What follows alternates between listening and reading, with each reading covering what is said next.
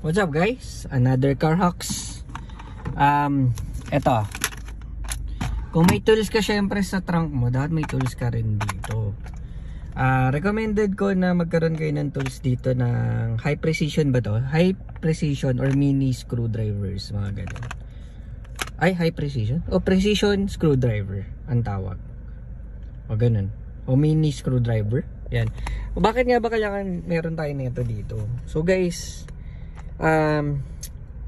ito, simpleng tools to na very useful sa ating mga mahilig mag-rides, ganun. For example, nasira yung sa eyeglasses, meron tayong mini negative, positive, kung ano man yung requirement ng eyeglasses mo.